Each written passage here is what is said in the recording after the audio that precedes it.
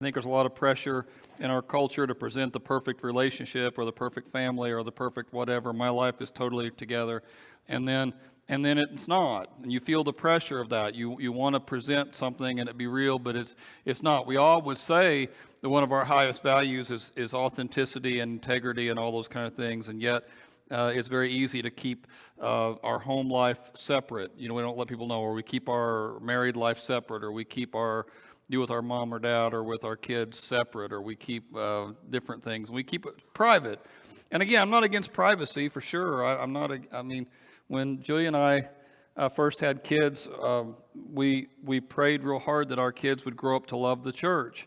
We knew a lot of preachers' kids who did not love the church. It was very hard to be in everybody's eyes all the time. You make a mistake, everybody knew about it and talked about it, and we didn't want that to be the case for our kids. And so we kind of kept them a little more private maybe than some do. And certainly when I came to preaching, I wouldn't use them in the sermon. I wouldn't talk about them unless I asked their permission ahead of time. And that's hard, because sometimes they would say no, and it was a really funny thing, and I would like to use it, but I couldn't. And I have to give a 2,500 word oral report every week to you guys, and sometimes it would be cool to squeeze that in there. It was such a good thing, and it would be funny to really make my point, and we just made that our rule, that if they didn't agree, I wouldn't do it. I didn't want it to be something where they hated coming to church, where everybody teased them. Oh, I heard about you last week, and they'd all be laughing, and I just didn't want it to be that kind of thing. I didn't want them to, I wanted to be able to have home life that was home, and then church that was church. My mom was a public school teacher in the same high school that I went to. And I don't know if there's any public teachers. Are there any school teachers in today? Not very many. There was a lot in first service. They're all in first service. I don't know what the deal is. But anyway, we had a rule there too, that even though we went to the same school, I was going to the same school Mom taught at, we couldn't talk about stuff that happened at home. Mom didn't want the students to know anything about her when we were at school. They did. Home life is home. School life is school. And it wasn't like we were doing crazy things at home, but it was just, this is private. I don't want people coming and say, oh, I heard about you. I heard what you did. I don't want any of that. So we just learned to keep it behind, right? Now with social media, it's a challenge for a lot of people because everybody's got a pulpit now. And while I only can talk to 300 or 400 people on a Sunday, you can talk to everybody in the whole world whenever you want to. And I see sometimes a temptation there to put some unflattering picture of somebody else in the family, or can you believe what my spouse did, or can you believe what my kids did, and put it out there and just advertise it. And it's getting harder and harder and harder to keep everything separate. And yet people do. If they post a picture on their deal, it'll be of the whole family sitting on the beach. It won't be of the whole family arguing in the car on the way to the beach, right? It'll be of everything looking perfect. If we post anything out there, we want to give our best image all the time. Some people might post a picture which says no filter, like they didn't do anything to it, but they might have taken 30 pictures and picked the best one of those 30 to put out there, no filter, because they wanted to make sure they present their best self. And it's so hard to keep our private stuff private. And it makes it hard to judge where we're doing and how we're doing. I like to judge how I'm doing compared to somebody else, but I don't see everything else that they got. They're only putting their best part out. So I'm judging my insides against their outsides. I'm judging what I know about myself against what I think I know about them, but I don't know everything about them, because we all hide that stuff. I can see the great vacation they took, but I don't get to see all the credit card bills that came with it. Or I can see a family having a great time at a restaurant or whatever, but I don't see the arguments. I don't see the stuff that goes on. And so I might think they have it all together. Boy, I wish I could have what they have, but they don't. I don't see everything they have, because none of us do.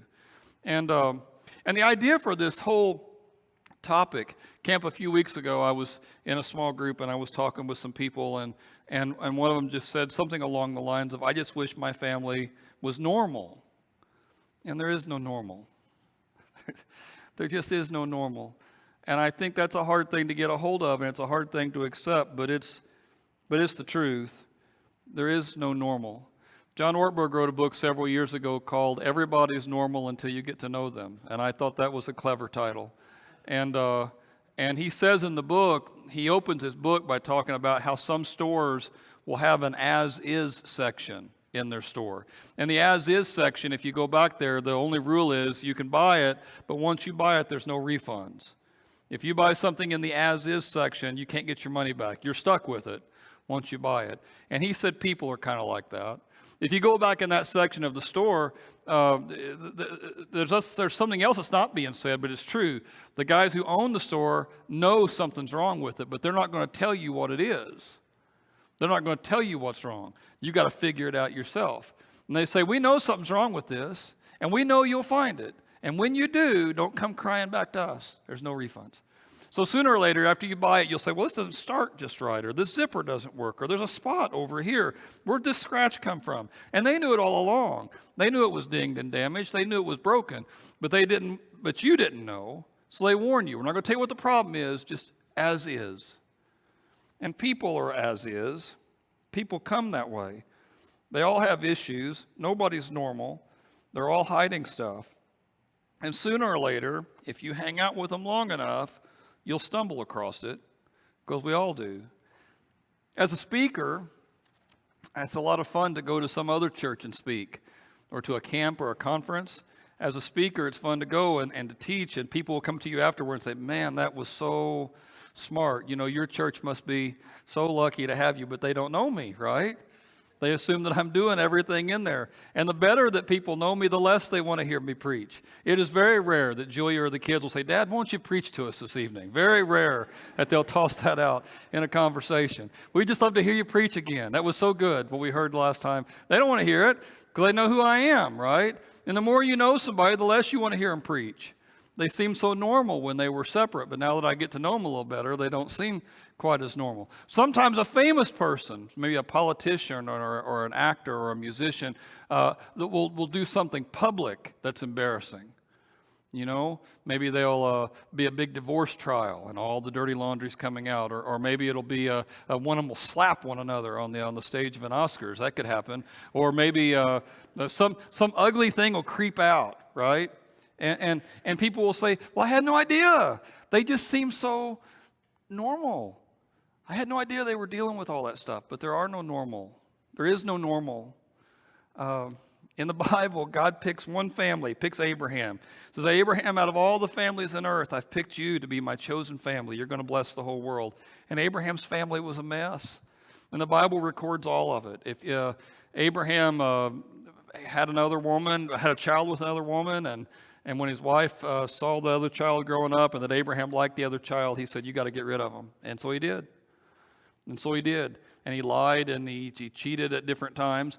He had a son named Isaac, and Isaac played favorites with his kids. He liked one kid better than the other. And those two kids, because of that, fought. And they fought so hard and they fought so intensely that one of them finally had to run away, and he stayed away for 20 years. But when that one who had to run away had kids of his own, did the same thing. He played favorites. He had one son named Joseph, and he says, you're my very favorite. I'm going to give you a special coat that no one else has to let everybody know you're my very favorite. And his brothers hated him so much they sold him to slaves. It's just broken. If you read Abraham's story and the story about him and his kids and his grandkids, a lot of adultery, a lot of cheating, a lot of murder. It's violent, and they're broken. And this is the family that God chose out of all the families, right, to be his very own. I have said before in other lessons, the only parents that Adam and Eve had was God, and yet Adam and Eve were a mess. It doesn't really matter totally how great a parent you are. Sometimes you'll do just such a great job parenting, and the kids will be broken. Or maybe the kids will be awesome and the parents are a mess, but I promise there's brokenness all around. It's just the nature of us. We're an as-is group. And so what I want to talk about in this series is how we improve in the midst of that, right? If you're in a somewhat dysfunctional situation, if you're in a somewhat broken place, if your family is not a family of the year, your mom and dad not mom or dad of the year, how can you deal with that? If your kids are a mess, I'd like to have you raise. How many have kids who are a mess? I won't do it because your kids may be sitting beside you. But I mean, if that's the case, how do you manage that? How do you figure that out? If your neighbors hate you, if your coworkers are all knuckleheads, how do you handle it when people are broken, and what can you do to make it better? And that's what this whole series is about. And starting today, we're going to look at one verse, and it's this one. Now, it's curious to me which verses become popular. Some of them, it makes all the sense in the world. Like John 3:16, the whole gospel is in John 3:16. God loved the whole world, gave his son for it, so we can go to heaven. Makes sense, easy verse to memorize. There's a verse like Romans 8:28. We know in all things God works for the good of those who love him. So even if bad things happen, God's going to work for the good. Makes me feel better to think about a verse like that. But then there's other verses, in my opinion, just real classics that a lot of people don't know or don't kind of get in their head, and this is one of those. It's an easy one. Accept the one whose faith is weak without quarreling over disputable matters. If you could take this verse and memorize it and make it your life motto, your family will improve. Your marriage will improve. Your kids and parent relationships will all improve. Now, when it was written there in Romans 14, he's talking about church relationships, but the principle works no matter what you apply it to. This word accept just means to welcome. It just means to welcome, right? I'm pulling for you. You know, I might be driving down the road and somebody cuts me off and I'm all mad and ticked off about it and I'm wanting to say bad words and I'm wanting to pass them again. But maybe when the person passes me, as they get around me there, they kind of look back and wave and I know them, right? Now, half a second before I'm mad, but now that I know them, I say, oh, well, they're probably in a hurry, you know, or they probably got someplace to go. I immediately excuse it. I was ticked off a second ago. Now, oh, he always drives like that, crazy dude. And you put it out of your head. You don't get mad about it. You immediately forgive it. You immediately excuse it. All that's kind of wrapped up in this word accept. Doesn't mean that you can't call a spade a spade. If somebody's doing something wrong, you're allowed to notice it, and you're even allowed to talk about it. But this accept thing means I'm for you.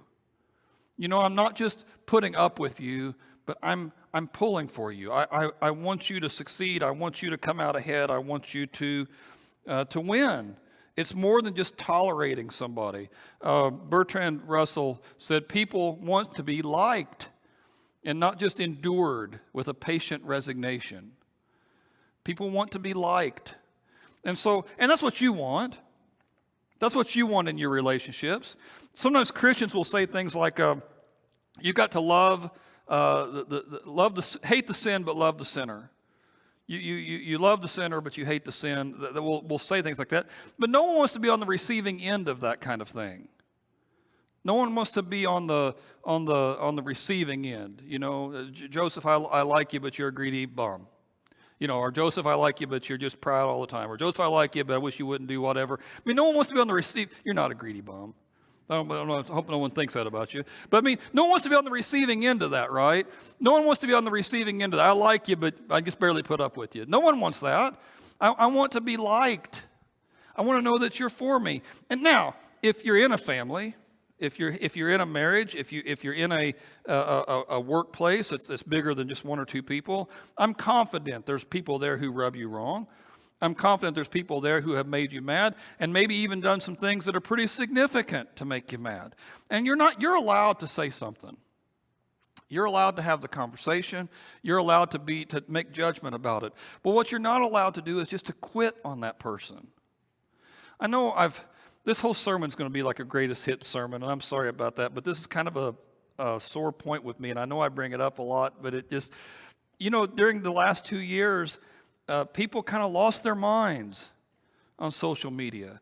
And I saw at least a half a dozen people that I know who posted on social media, if we disagree about this mask deal, or if we disagree about this vaccination deal, we can't be friends anymore. And I just think, what a crazy thing that is. Who could be so friend rich that they can just toss friends away? You know, if we disagree about who could love Trump or Biden enough to lose a friend for either one of them. I just couldn't imagine that being true. And yet I saw people doing it all the time. I mean, if we disagree on this one thing, then don't even talk to me again. And I just think that's crazy, because that's not how family does. That's not how we're supposed to be. And no one wants to be on the receiving end of that. Well, I guess I better agree with them on everything or they're going to kick me out. I mean, no. And again, you can disagree politely. You can let them know that you don't totally dig everything that they're doing, but we never lose that acceptance thing. We never lose that kindness. We listen to people with patience and compassion. It's, again, like getting passed by somebody you know. You're not mad. You believe in them. You know, a lot of times in the groups that people join, any group a little league team, there's certain expectations. If you're going to be part of our little league team, you got to come and this practice, and you got to go up to the games, and you got to do this. A 4-H club, a Kiwanis or Lions club. If I want to join almost any organization, if I want to join Sam's Club, I've got to pay dues. You got to pay in this membership fee, and as long as you pay the membership fee and you stay in good standing, then you can be part of our club. That's what Sam's Club tells me. And so if I want to join, then I pay a little fee out there, and as long as I pay my fee, we're all okay. Almost every club in the world works that way. Here's what we expect out of you. You do these things, you can come along. Except for the church. Man, in the church, you don't have to believe to belong. You may not believe a lot of the different things that we talk about, but you're still welcome here.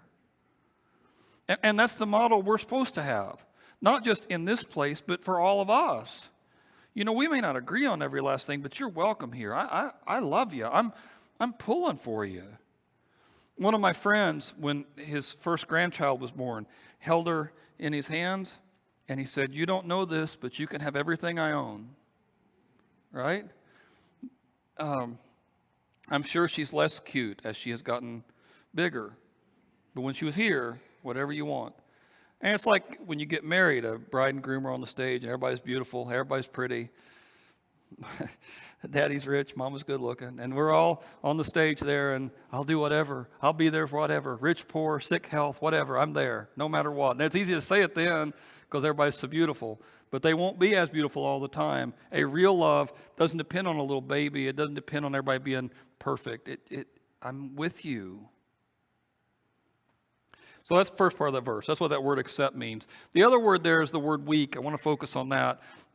Just implicit in the sentence there. If I say, hey, be good to the weak, it's implying that I think you're strong. Right? If I say to you, hey, be good to the weak, it means I think you're strong. So when Paul tosses this verse out, he's assuming that the guys reading it are on the right side of things. So, but I don't know where you're at. Some people feel like they're pretty strong in their faith. Other people just barely hanging on. And I don't know where you're at in that. You've got to kind of self-evaluate. This verse may not apply to you 100%. Maybe you feel like you're just barely hanging on. You're not strong at all. But for those of you who feel like you've got a couple things figured out. I mean, you don't have it all together. You're not super saint, but you've got a couple things. You're basically good people. Right? If somebody were to ask you, you'd say, yeah, I'm mostly good people. I mean, you try to do the right things. If you're one of those and you're strong, this verse says you've got an obligation to cater to the weak. You've got an obligation to reach down to the weak. The burden for this thing is always on the strong. It's always on the strong. The burden for this thing is always for the person who has the most power, the most money, the most intelligence, the most spiritual depth, the most whatever, the most. Whoever's got the most, they've got an obligation to help out the person who may be a little bit further behind. Now, sometimes we lose this. I'll start with church. Especially in church, sometimes the strong people in church can look down their nose at people who don't have it all figured out. How can you still be making those same mistakes? How can you still be doing all those same stupid things? I thought you had it all figured out, as if there was anybody who had it all figured out, right? I thought we understood one another, and sometimes people who are a little stronger in their faith can be kind of dismissive of somebody making a mistake, as if they would never do it, as if they would never make those same kinds of mistakes. I'm so far above and mature that I would never consider. Well, even if that's true, even if for whatever reason you have totally mastered yourself in whatever area it is, you have an even bigger obligation then to help somebody who doesn't have that figured out. I mean, you can't really escape this deal. If you're the mess, then you need to be listening for help from people who have it figured out. But if you've got a few things figured out, then you've got to be the one helping. You've got to be the one who reaches out. You've got to be the one who takes a step that way. And I think what Paul's assuming here is kind of what I'm assuming. If you're here at all, it's because you think that you're trying to get you're trying to move the right direction. So I would think this verse applies to almost everybody in here. And then one last word, that word disputable. That word disputable is an important word. Sometimes the Bible says things and it's real clear what the Bible, there's no misunderstanding it. The Bible says do this or don't do that, and then you know. Right? There's no gray area. It tells you exactly what you should or should not do. The alcohol is always an easy one to talk about for me on this conversation. There was a guy a long time ago who said, in essentials, we show unity. In non-essentials, liberty. In all things, charity. What that means is in essentials, what the Bible talks about, we're going to be together. So the Bible says, don't be drunk. So we'll teach that. Don't be drunk. And if I were to find you drunk, I would try to help you get through that. I would get you home, get you safe, and probably talk to you the next day. Is this really the direction you want your life to go? I mean, we'd probably have those, and it wouldn't be a mean conversation because, again, this verse, you accept the one whose faith, you don't make a deal about it, but it's not disputable. Okay, other things are disputable. Jesus drank wine. Jesus turned water into wine. I don't think I could stand up here and say you're not ever allowed to drink because Jesus did drink. So I wouldn't make that the rule. Some churches do, and I'm not even judging those other churches that do, but we don't. Because I think you've got some room to wiggle there. So in essentials, unity. In non-essentials, liberty. There's some freedom. But in all things, charity. We won't let you bring beer to the church picnic, right? You're allowed to drink a beer at home if you want to, but there might be somebody here who has a problem with it. So we're all going to take care of one another.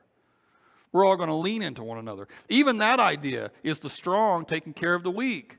If your faith is strong enough that you feel like you can do something that I don't feel like I can do, well, good for you. But when we're here together, we're going to love each other.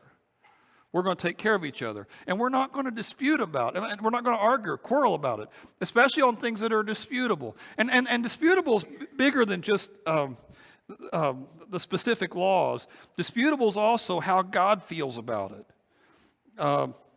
A person said, I read a book, a person said, I don't like going to church on Easter because that's when all the hypocrites come back. The guys who only come once a year, they come on Easter, and I don't want to be there with all those hypocrites. And when he says that, the guy who says that, what he's saying is, I got no use for those kinds of people, and he's assuming that God has no use for those kinds of people either. But that's not really how God operates. God never gets tired of us. God knew exactly who you were when he took you on. He knew all your strengths, he knew all your weaknesses, and he still took you on. And even if you made bigger mistakes and did worse things, he loves you. God doesn't give up on us. We give up on God. God's always calling out. And when you look in the Bible, you see frequently God going after the very worst sort of people. He doesn't quit. So it's kind of disputable about whether God would ever just give up on somebody. I don't know that God ever does that. As long as we're breathing, I think you've got another chance to come back close to God, to get your life back with him. And so we're going to accept everyone, and especially those people whose faith is weak. And we're not going to quarrel about things that are disputable. This is what Paul says as a Christian we're all supposed to do. And if you could apply this verse to your life, it would improve every relationship that you have. It would make a few big changes. First, you would start to treasure people. The people matter to God, and they should matter to us. People matter to the Lord, and they should matter to us. Sometimes we can be so dismissive or hateful to people. The kid who makes our food at the restaurant, and they didn't get your order just right, and you're just so ticked off about that, and let me see your manager, and just hateful and mean, I had one person who's a friend of mine, and they would lay the tip out at the beginning, like $7 or $8 bills there on the table, and if you were a little slow bringing the water back, they just pull $1 back and put it in their pocket.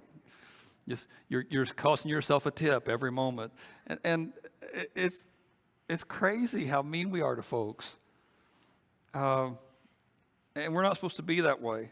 We're just not supposed to ever do that. And if you really applied this verse, well, you wouldn't do that to people. People would be more important to you than that.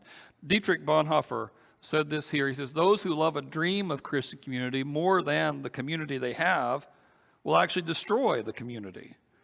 And that word for community you could use on a lot of things. Those who love their dream of what a family should be more than the family they have. Those who love their dream of what a marriage should be more than the marriage they have.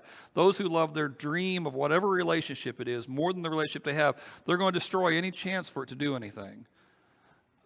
Their pride and their arrogance and their hard heart is going to destroy any chance for it to go anywhere. And if you really applied that verse, you wouldn't do that. You just wouldn't. You'd look at it different. You'd look at people different. There's a Tim McGraw song that I really like, and it's been out for several years, but he talks about live like you were dying, and the plot of the song is that somebody finds out a bad cancer report and they're going to die, and so they use the time they have left to go through their bucket list and do all the different things they ever wanted to do. And so the guy who was dying tells a friend of his who doesn't have that same diagnosis, I wish you could live like you were dying. I wish you lived like every moment was precious. And there's a line in the song where he says, I gave forgiveness I'd been denying. And it's just such a sad line because it's what people do. You're so bitter and ticked off at that person. But if you knew they were about to die or you were about to die, you'd say something. You would. You'd oh, okay, hey, we need to put this behind us before it's too late. Why would you wait until then? Why would you wait until the last possible second to deal with that? Just pride. Maybe it's a fear that they'll hurt you again, so you're going to wait until the very end so you can't get hurt again, so you'll take that risk. But it's a risk worth taking. If you really applied this verse, you would accept people for who they are and not for who they aren't. And you'd love them, even when they goofed up. You'd start to see your own rough edges. You'd start to see that maybe you're not perfect either. So first, you'd treasure people. People would matter to you. But then second, you would see your own rough edges. You'd start to see that you don't have it totally together either. Several years ago when I was in youth ministry, one of the kids in the youth ministry that I had made a series of really bad decisions. And there was even some car theft in the middle of it. Just really a lot of bad decisions in a row. Alcohol was involved. And at the end of it, mom and dad are talking to me about their kid, and could you talk to him? Could you say something to him? And they said, he's just a really good kid. He just made a mistake. And it's like, really good kids don't steal cars. You know? Really good kids don't do that. But again, it's that image, right? Oh, my kid's a treasure. You know, they don't, you understand. And there is no normal. We're all a mess. Given the right opportunities, most of us would go further than we should. And so you start being honest about that. You start giving people grace for it, and you give yourself a little grace for it. You know you don't have it totally together either. I've talked about this before also, but as Christians, we believe that none of us are going to get to heaven and God's going to say, we agreed on everything. None of us are going to get to heaven and God is going to say to us, you and I were 100%.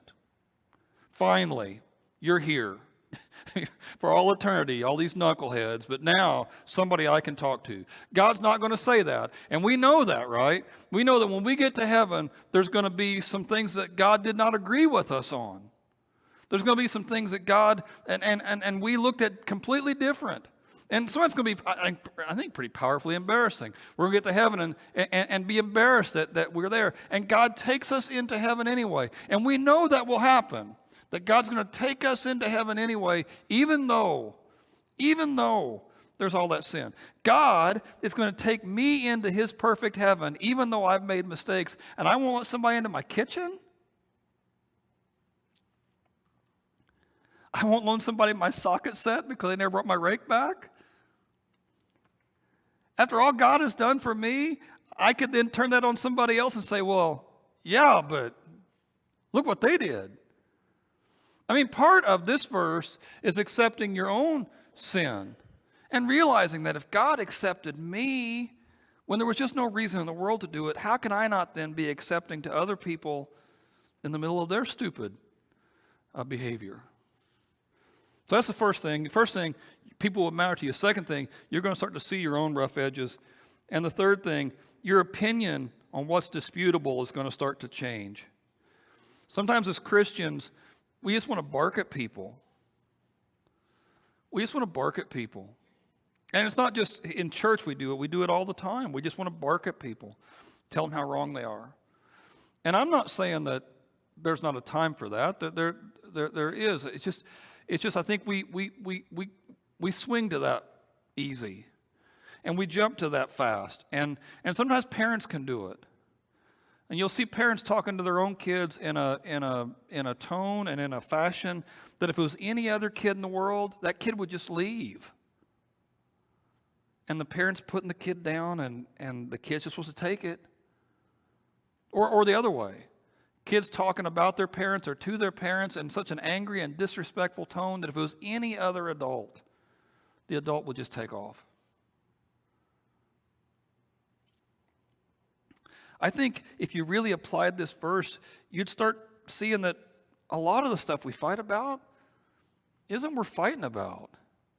And a lot of the stuff we get mad about and want to bark about, it's just not worth that. That there's bigger fish to fry. I don't know if, as a minister, I've had to negotiate with people and talk to people when they've been cheated on. And I don't know if you've ever had to talk to somebody in that situation or not. It's painful. And I never saw it coming and all the betrayal and all that kind of thing. And maybe even some anger. You know, I just hope that one day they suffer for what they did to me because it hurts so bad. And Jesus is confronted with a story like that once. This whole crowd, he's teaching, and this whole crowd of people bring a woman and they toss her in front of Jesus and they say, we caught her in the very act of adultery. And the law says to stone people like that. What do you say?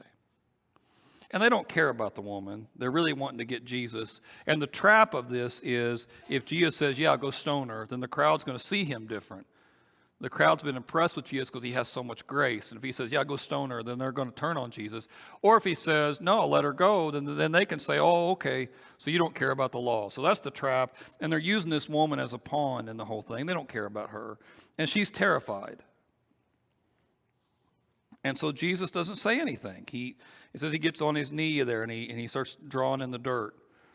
And but they don't quit. Come on, Jesus, tell us what you think. What are we going to do with her? And so he stands up and he says, whoever has no sin can throw stone first. And then he goes back down and he starts drawing in the dirt. And again, Jesus is really kind of not talking to her either.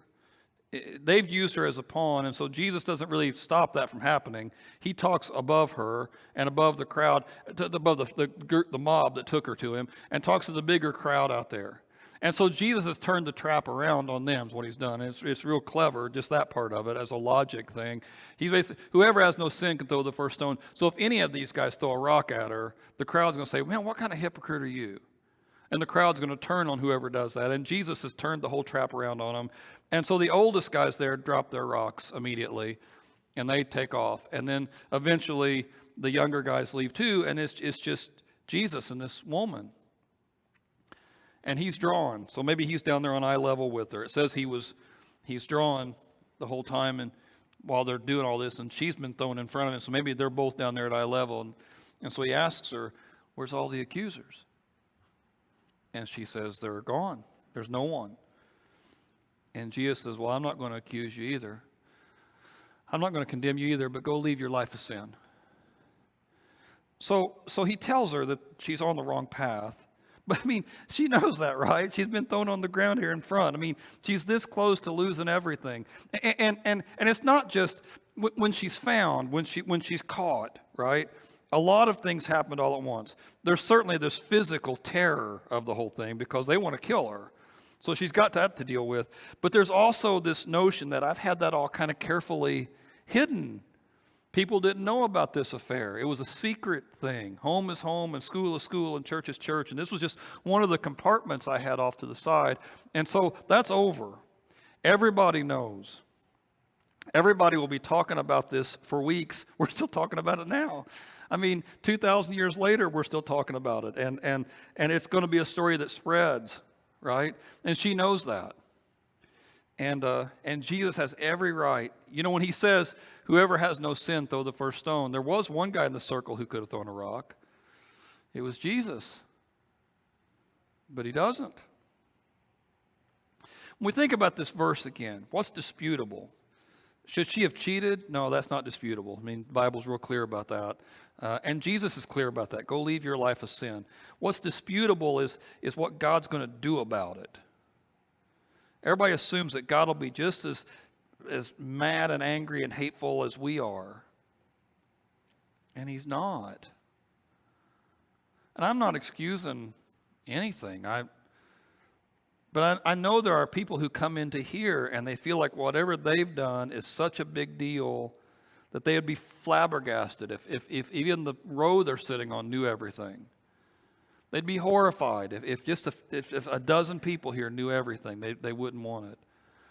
And we think the very worst thing is that we'll be exposed and be found out, because then nobody's going to care. And yet God cares. And he knows everything. I think it's such a powerful thing that he's done for us. And because he's done that for us, I think we've got an obligation to do it for everyone else. They won't be saved by our judgment. They'll be saved by our grace. And that's what we're called to. I'm going to have the band come back up, and I want to pray with you. So pray with me here. Dear Lord God, I thank you for this group. I pray, Father, for them. There may be somebody here today who's got some pretty big walls up between you and them. And if that's true, God, then I pray you give them the courage to lower some of that down. I thank you, God, for your grace, for sinners like me, and how you took me in, God, even though you saw all my sin. You saw everything. Nothing was hidden from you, and you took me in. Help me, God, to be gracious to people when I don't even know all their issue. I see what I see, but I don't know what's going on behind the scenes. I don't know everything that's happening. Give me the integrity, God, to call sin, sin, but also the strength, God, to be gracious like you were. I know, God, that there are some hurts in our church that are so mountain-sized that there's no way you can just, okay, I'll just forget it. It doesn't work that way, and I know that.